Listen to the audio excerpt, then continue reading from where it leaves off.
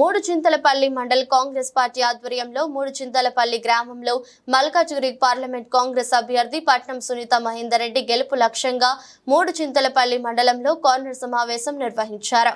ఈ కార్యక్రమానికి ముఖ్య అతిథిగా టీపీసీసీ ఉపాధ్యక్షులు మేడ్చల్ నియోజకవర్గ కాంగ్రెస్ పార్టీ ఇన్ఛార్జ్ తోటకూర వజ్రేష్ యాదవ్, మాజీ MLA Sudheer Reddy, ZP chairman Malipeddi Sharath Chandra Reddy, రాష్ట్ర నాయకులు నక్కా ప్రభాకర్ గౌడ్ పాల్గొన్నారు।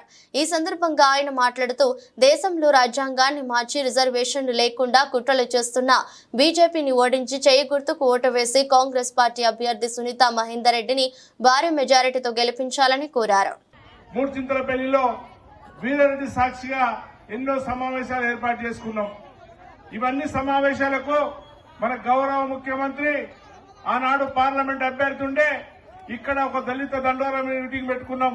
అదే విధంగా రైతుల కోసం రైతు వేదిక ఏదైతే రైతుల కోసం మోసం చేసిండో అవన్నీ కూడా గౌరవ ముఖ్యమంత్రి గారు వచ్చి మీటింగ్ పెట్టారు।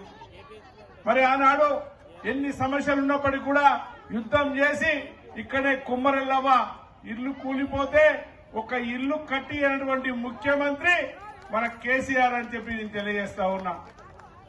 ఒక సింగిల్ ఇల్లు దత్తత తీసుకున్న మండలంలో ఒక్క గ్రామంలో కూడా ఒక ఇల్లు కట్టియలే। ఏ గ్రామానికి పోయినా ఆ గ్రామంలో ఇల్లు కట్టియలేదు।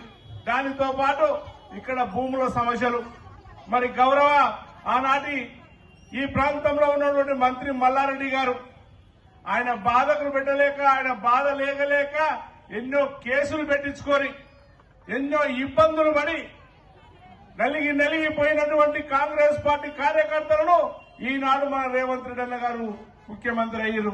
ఈ ప్రాంతంలో ఇప్పటిదాకా చెప్పినట్టు ఈ ప్రాంతంలో పోటీ చేసిన ఎమ్మెల్యేలు ఓడిపోయినప్పటికీ ఆనాడు పరిస్థితులు వేరు, ఈనాడు పరిస్థితులు వేరు। 4 నెలలనే వాతావరణం మొత్తం మారింది। రాష్ట్రంలో మన ప్రభుత్వం వచ్చింది।